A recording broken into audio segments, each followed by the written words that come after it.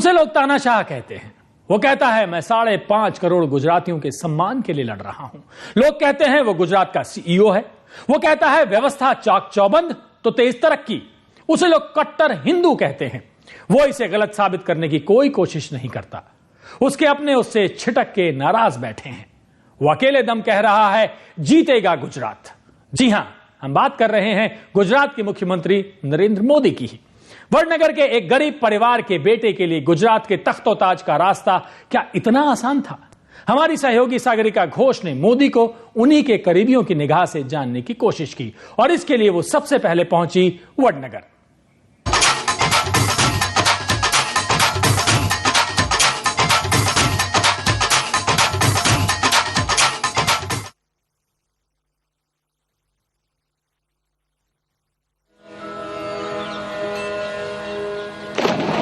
मोदी की सुबह इसी शर्मिष्ठा तालाब से शुरू होती थी।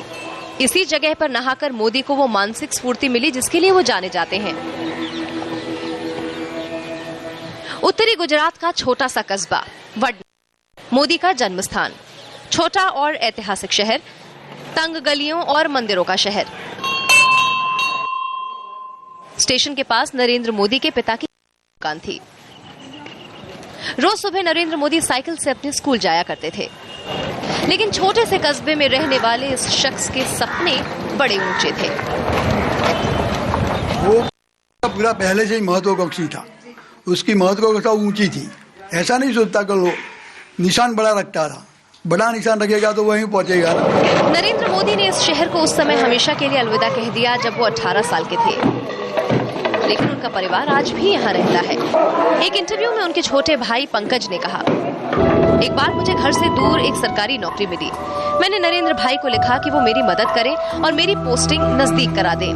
लेकिन उन्होंने मुझसे कहा कि अगर तुम सरकारी नौकरी करना चाहते हो तो इसके कायदे कानून का पालन करो। इस मामले में मुझे फिर कभी फोन मत करना। मेरी बेटी बीएड करके बेरोजगार है। क्या आपने सुना होगा मुख्यमंत्री की भतीजी बेरोजगार हो? वो सही इंसान है और सही रास्ते पे ही चलता है।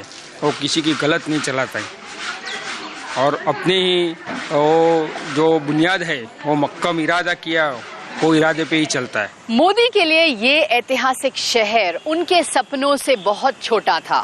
वो बड़ा बनना चाहते थे, वो पावर चाहते थे और आरएसएस उनके लिए वडनगर छोड़ने का जरिया बना। आरएसएस को अपनाने का मतलब ये था उन सारी चीजों से छुटकारा जो नरेंद्र की उड़ान में अड़चन बनते।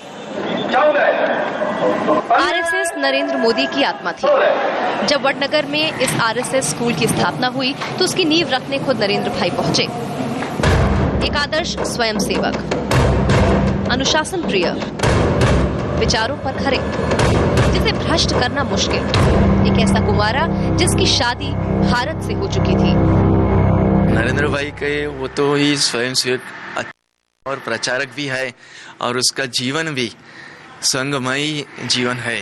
वो छोटा सा तब से ये संघ के शाखा में जा सकते हैं।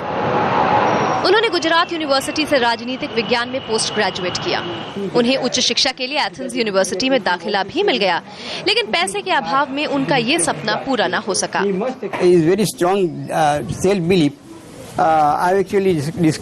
उनमें आत्मविश्वास कूट कूट कर भरा है, ऊर्जा से भरा व्यक्तित्व है उनका। उनकी तुलना इंदिरा गांधी से भी की जा सकती है। तो आखिर नरेंद्र मोदी कैसे स्टूडेंट थे? He stood first class first. He was so brilliant. I was actually impressed by his understanding of political sociology. वे हमेशा अव्वल आते रहे। मैं उनसे काफी प्रभावित रहा। वो काफी बुद्धिमान हैं। गुजरात की राजनीति खूब जानते हैं और वोटरों के नब्ज को खूब पहचानते हैं। For example, the vote seat distortion, that is one of the major characteristics of Indian elections. He could actually realize very well. राजनीति के इस धुरंधर खिलाड़ी ने गुजरात को एक मॉल में तब्दील कर दिया है। इस मॉल में मोदी का बनाया हुआ ही सब कुछ मिलता है। ऐसा हिंदुत्व जिसकी कोई जाति नहीं है, गुजराती पहचान, मुसलमान जो कि सिर्फ दुश्मन है, तेज आर्थिक विकास, प्रशासनिक क्षमता और केंद्र के खिलाफ तेज जाबी तेवर, ये सब कुछ मिलता है मोदी मार्का गुजराती मॉल में। Gujarat that Modi speaks of and the Gujarati that Modi speaks of is a very different creature. Modi हमेशा गुजरात के बारे में कहते हैं। ये कोई उनकी आधुनिक पहचान नहीं है। ये देश के लिए गर्व की बात है और हर गुजराती इसमें गर्व महसूस करता है। Pride in being an aggressive Gujarati. माननीय मुख्यमंत्री हमारे नरेंद्र भाई मोदी ने जो भी जीतू भाई वेजहा बीजेपी के शहर कोटड़ा सीट के विधायक, 2002 दंगों के आरोपी, लेकिन मोदी ने इन्हें भी टिकट से नवाजा। जीतू भाई दलित हैं, मगर मोदी के लिए अंबेडकर को छोड़ वो हिंदुत्व की सीढ़ियां चढ़ चुके हैं। नरेंद्र भाई एक ऐसे व्यक्ति है, क्या तक अपने लिए नहीं सोचा। उनके दिल में, उनके मन में एक ही जगत है, गुजरात का विकास करना, गुजरात की प्रजा को अनेक प्रकार की सुविधा देना उनका लक्ष्य है। इसके लिए मैं नरेंद्र भाई से बहुत प्यार करता हूँ। तेज तर्रार मोदी पार्टी कार्यकर्ताओं की बैठक में आते हैं। डिजाइनर खादी उनकी पहचान बन चुकी है। पार्टी एमएलए उन्हें घेरे रहते हैं, लेकिन उनके विरोधियों की संख्या कम नहीं है। कभी उन्हें हिंदू हृदय सम्राट और जादूगर के नाम से जाना जाता था, लेकिन अब उनको अभिमानी, उपदेशक, तानाशाह कहा जाता है। लेकिन जब भी वो अकेले पड़े हैं, पहले से कहीं ज्यादा शक्तिशाली होकर। इन चुनाव में मोदी ही एकमात्र बिकाऊ शख्स है। वो उस संघ का ऐसा तेज तरार चेहरा है जिस संघ की पहचान कोई नाम से नहीं होती। वो संस्था चला रहा, सरकार भी और पार्टी वर्कर्स में भी जोश भर रहा। मानो कह रहा कि मैं ही बीजेपी हूँ, मैं ही गुजरात हूँ।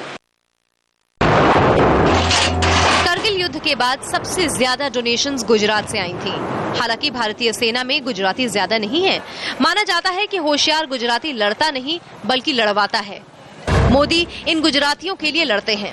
नरेंद्र मोदी इन तमाम गुजरातियों के भाड़े के सिपाही हैं। सागरिका घोष, IBN 7, वडनगर।